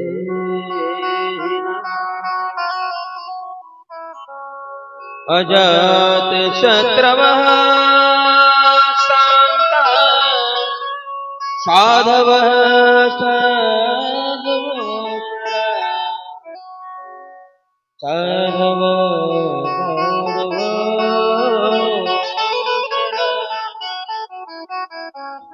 हमारे कपिल देव भगवान कहते तितिक्षव माता जी जो संत होते हैं ना वही सहनशील होते हैं। संत का भूषण क्या है कपिल देव भगवान बता रहे हैं माता जी, संत जो होते हैं ना उनके भीतर तितिक्षवा तितिक्षा होती है। तितिक्षा मतलब सहनशीलता। और महात्मा ऐसे नहीं होते हैं, कोई सूत करके साष्टांग करे तो खूब आशीर्वाद दे, और कोई गाली दे दे तो महाराज क्रोध से बरस जाए, श्राप देने लगे। संत का ये आभूषण नहीं होता है। कोई महाराज श्राप, कोई सूत करके साष्टांग करे तभी खूब महाराज प्रसन्न रहे, और कोई गाली भी दे दे तो भी प्रसन्न रहे। दोनों परिस्थिति में साधु एक जैसे होना चाहिए। दूसरा बताया गया कारुणिका। माता जी संत दोनों परिस्थिति महाराज सहनशीलता होते हैं, सहनशीलता होती उनमें।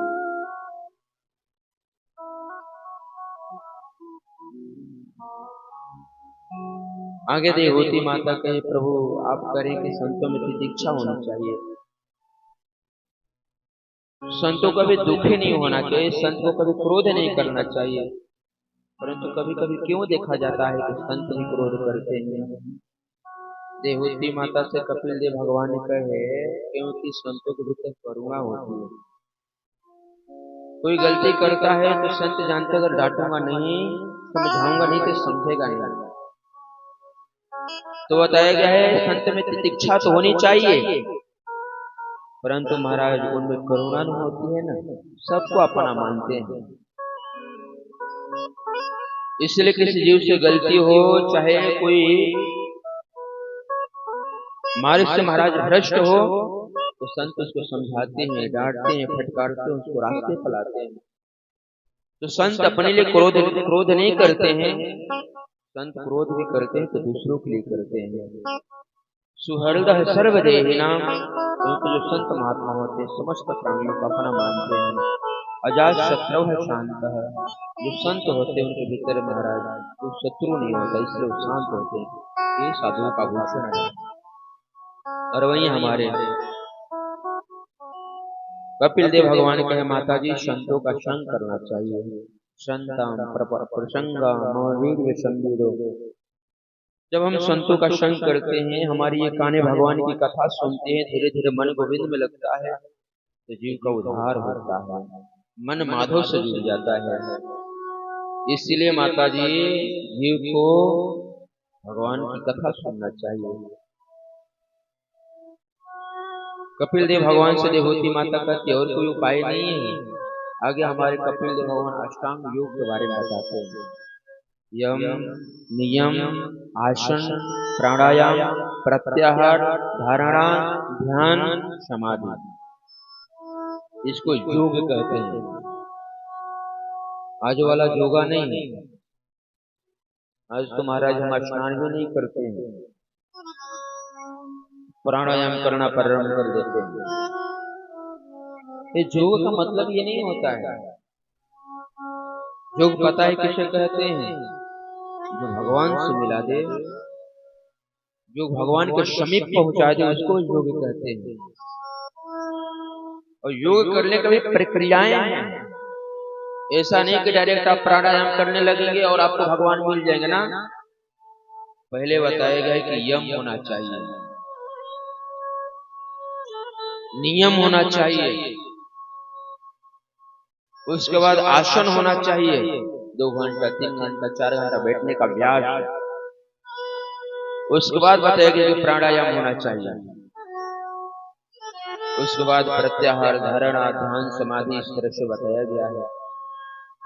तब भगवान का ध्यान करना चाहिए।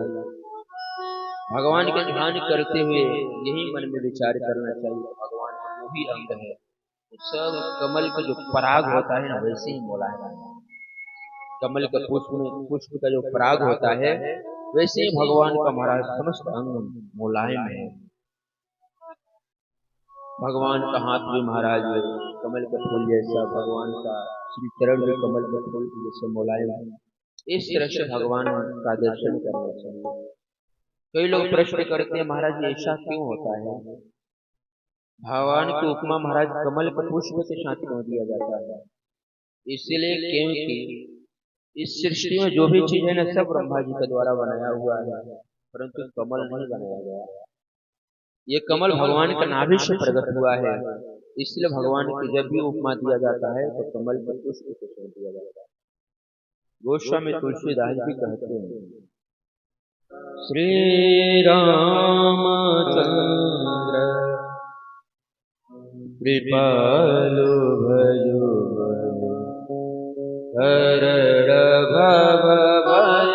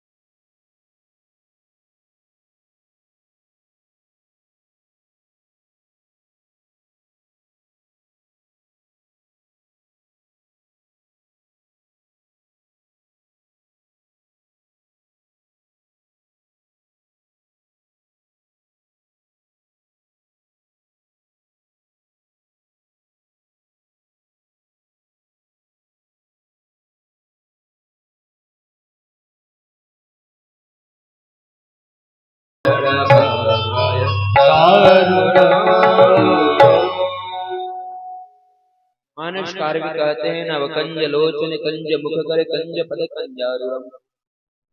गोस्वामी तुलसीदास जी भी उपमा देते हैं तो महाराज कमल के पुष्प जैसा उपमा देते हैं भगवान का। इस तरह से हमारे कपिल देव भगवान देवहूति माता को यह कथा श्रवण कराए। माता के अष्टांग योग से भी भगवान की प्राप्ति होती है।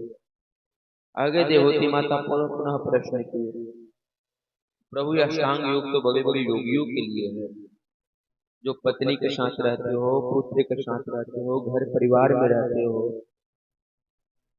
उनको क्या करना चाहिए? उनको भगवान कैसे मिलेंगे? कोई सरल उपाय नहीं है। तब हमारे कपिल देव भगवान को उसके लिए माता जी भगवान का भक्त बनना पड़ेगा।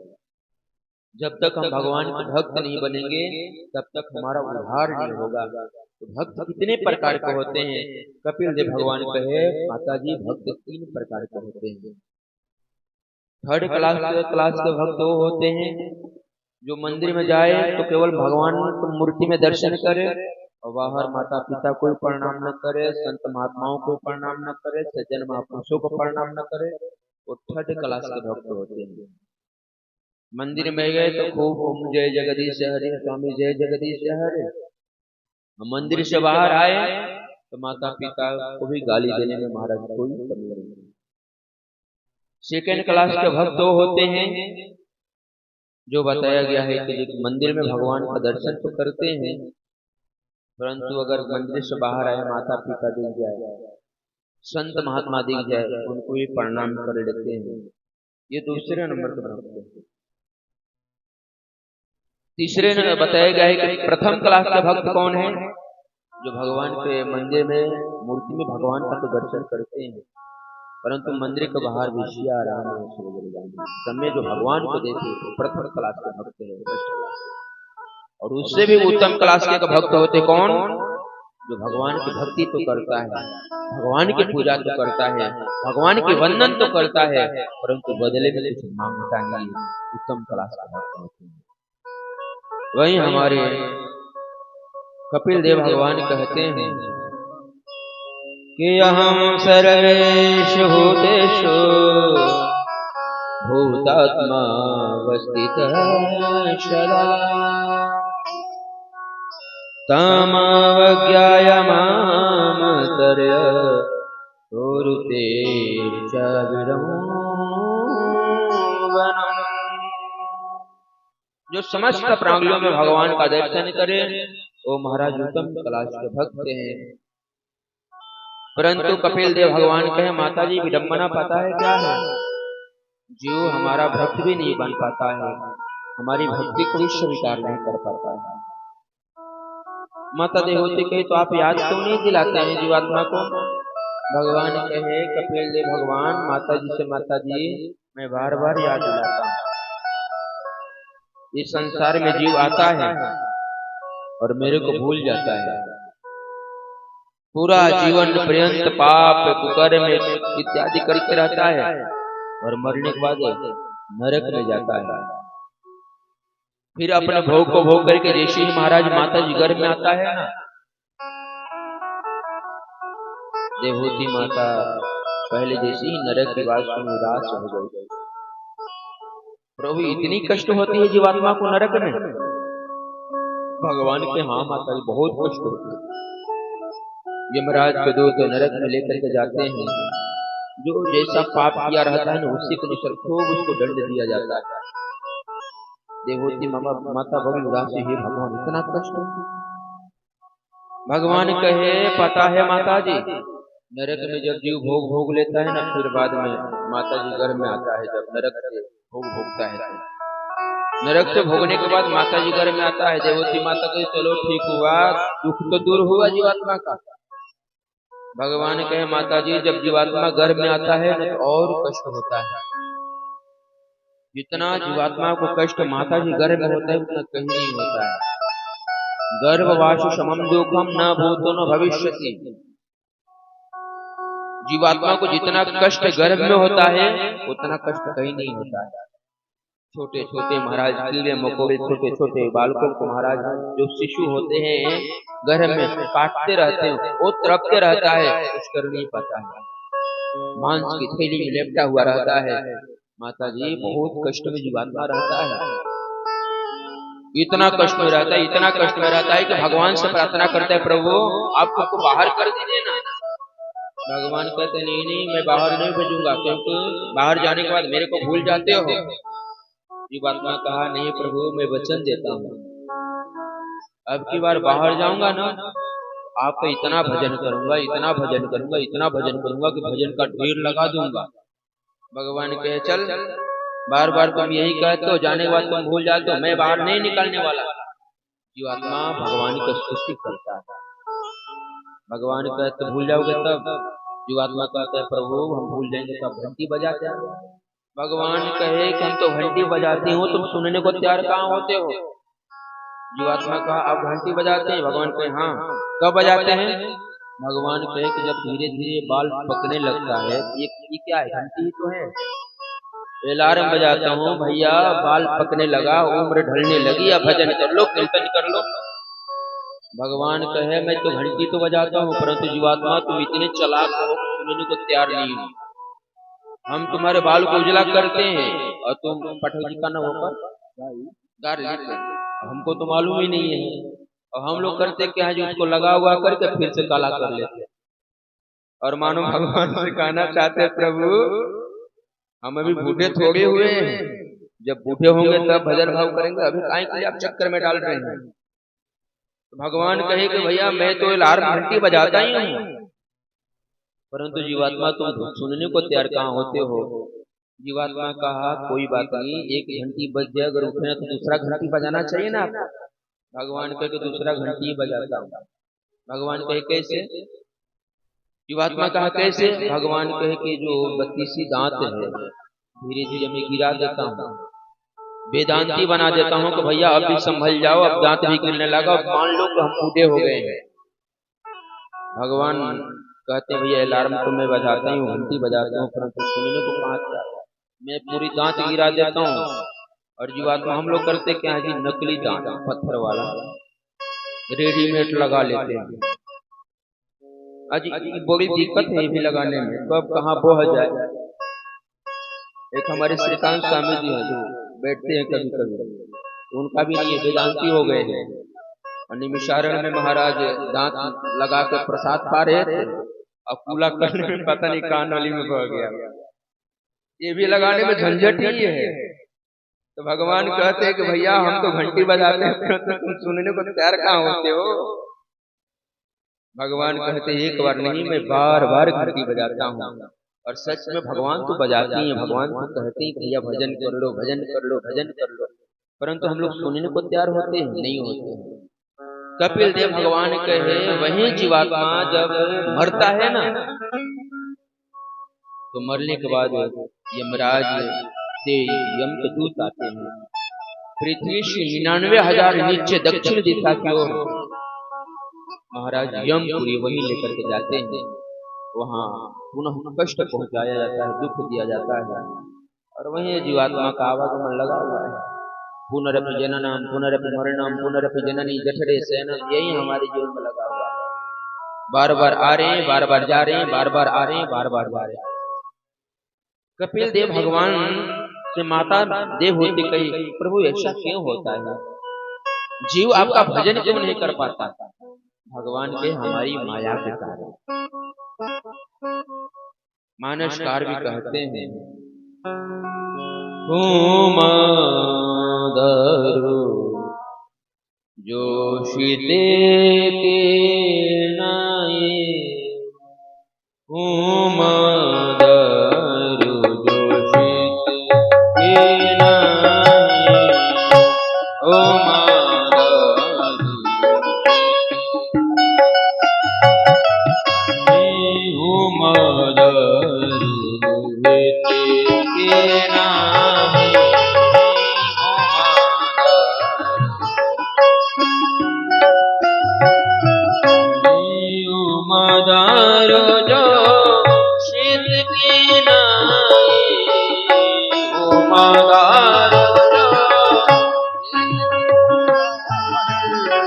मदारो जो शिष की नहीं, ओ मदारो जो शिष की नहीं, ओ मदारो जो शिष की नहीं, ओ मदारो जो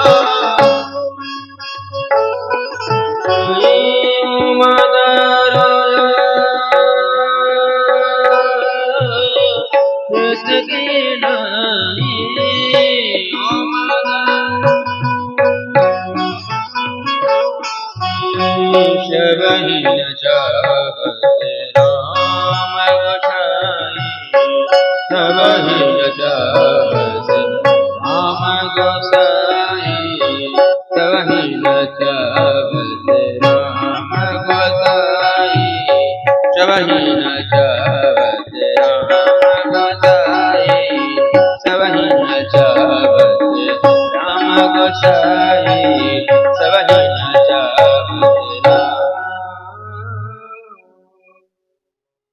मानुषकार कहते हैं ओम दारू जो शित की नाही, सबही न चावत राम गोसाई। सब भगवान की ऐसी माया है जो हम सुन करके जान करके भी भगवान के भजन नहीं कर पाते हैं। माता देवहूति कही भगवान की माया से निकलने के लिए क्या करना होगा? कपिल देव भगवान कहे सबसे बढ़िया उपाय है, अगर भगवान की माया जाल से हम बचना चाहते हैं ना, तो भगवान के चरण को पकड़ो। जैसे कोई मछुआरा जल में जब जाल फेंकता है ना, तो मछुआरे के जाल में सब मछली आ जाती है, परंतु एक आध मछली बच जाती है जो मछुआरे के पैर के तले रहती है, वो जाल में नहीं। उसी प्रकार से जो भगवान के चरण के तले है, जो भगवान के चरण को पकड़ कर रखा है ना, उसको महाराज माया जाल नहीं कुछ बिगाड़ पाती है। और वही देवहूति माता अपने शरीर का त्याग किया, कपिल देव भगवान गंगा सागर के तट पर गए, और वहीं आज भी महाराज तपस्या कर रहे हैं। बस इसी के साथ अपने वाणी को विराम। यहीं पे महाराज सांख्य योग शास्त्र की कथा विश्राम होती है। अब कल से महाराज मनु महाराज के जो आकृति नाम की पुत्री है, देवहूति है, प्रसूति शक्ति कथा श्रवण करेंगे। आइए हम और आप भगवान नाम संकीर्तन गायन करें, और हम और आपको महाराज सांख्य योग के माध्यम से एक उपदेश मिला कि हरि का भजन करो, हरि है तुम्हारे। हरि का भजन करो, हरि है तुम्हारा, हरि का भजन करो, हरि है तुम्हारा, हरि का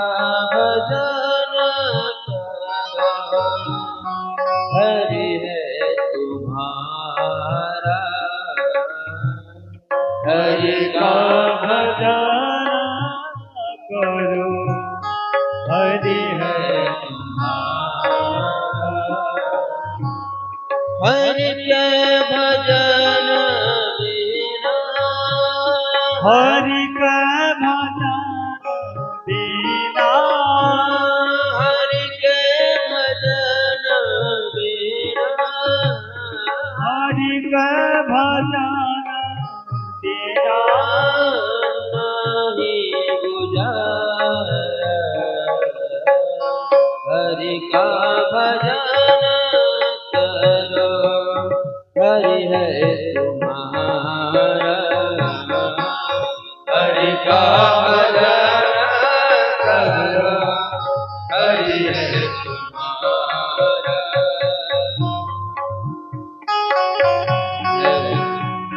बहुत ही सुंदर भाव है। हरि का भजन करो, हरि है तुम्हारा।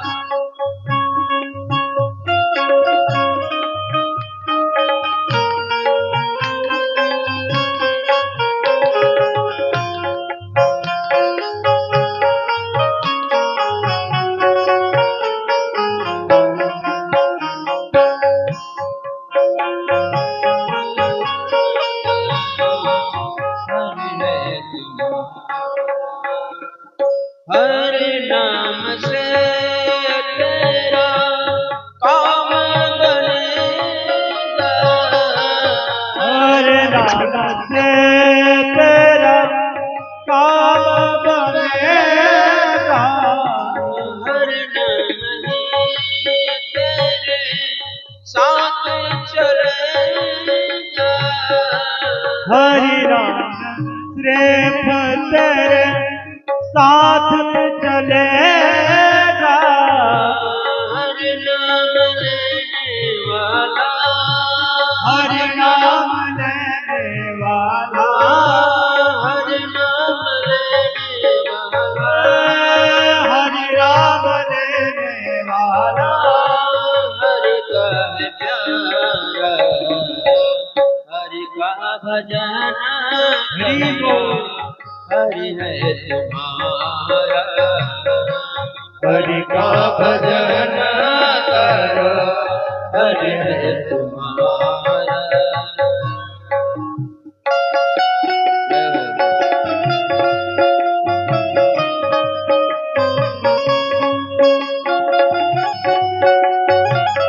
हरि बोल।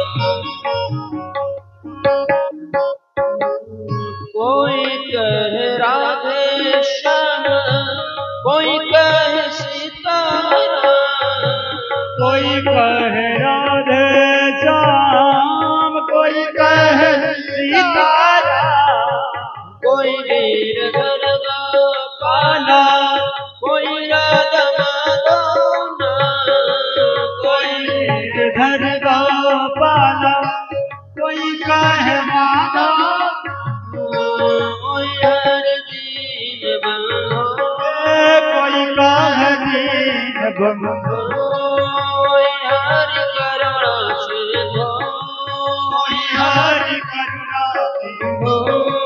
नम बारंबार हरि हरि का भजन करो, हरि है तुम्हारा। हरि का भजन, हरि है तुम्हारा। राम राम राधे श्याम श्याम राम, सीताराम राम राम, सीताराम राम सीताराम राम, राधे श्याम राम राम। हरि सीताराम राधे श्याम राधे श्याम। हरि का भजन करो, हरि है तुम्हारा। हरि का भजन करो, हरि है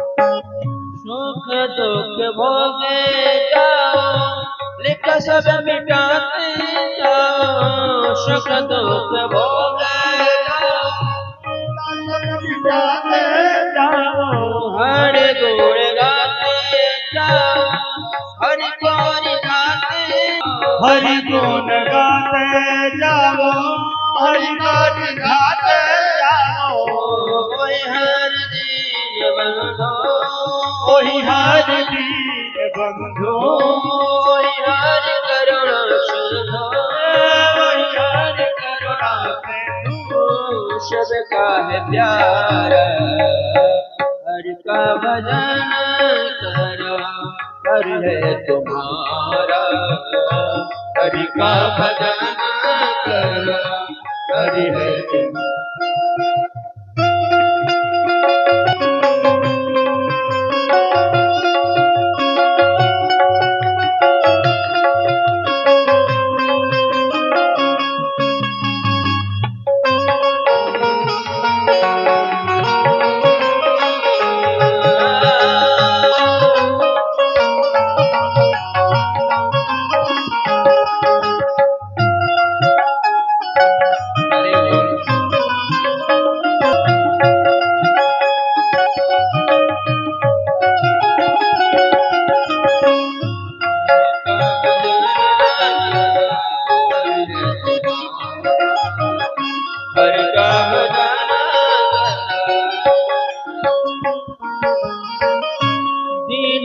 दया करो, बन तो सेवा करो, दीनों पर दया करो, सेवा करो, मोह शब्द दूर करो, मोह सब दूर करो, प्रेम हरि से करो, मोह सब दूर करो, प्रेम हरि से करो, यही भक्ति यही योग, भक्ति यही योग, यही भक्ति यही योग, यही भक्ति यही योग, यही ज्ञान सारा, हरि का भजन करो, हरि है तुम्हारा, हरि का भजन करो, हरि है तुम्हारा, हरि का भजन करो, हरि है तुम्हारा, हरि का भजन करो, हरि है तुम्हारा, हरि के भजन बिना, हरि के भजन बिना, हरि के भजन बिना गुजारा, हरि का भजन करो, हरि है तुम्हारा, हरि का भजन करो, हरि है तुम्हारा, हरि का भजन करो, हरि है तुम्हारा, हरि का भजन करो, हरि है तुम्हारा।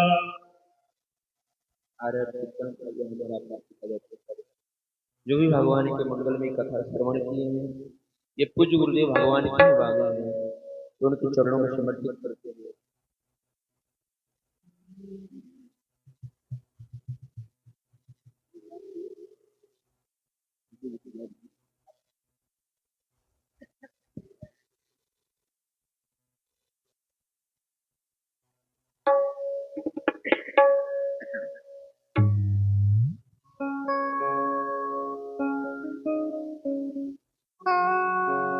श्री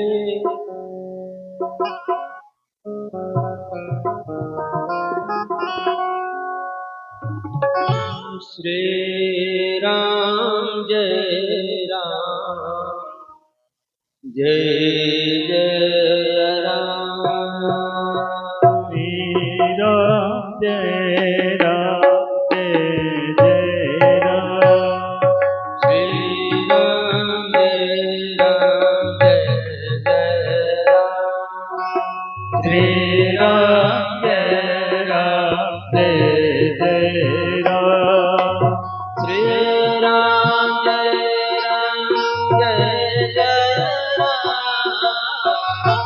श्री राम जय जय राम।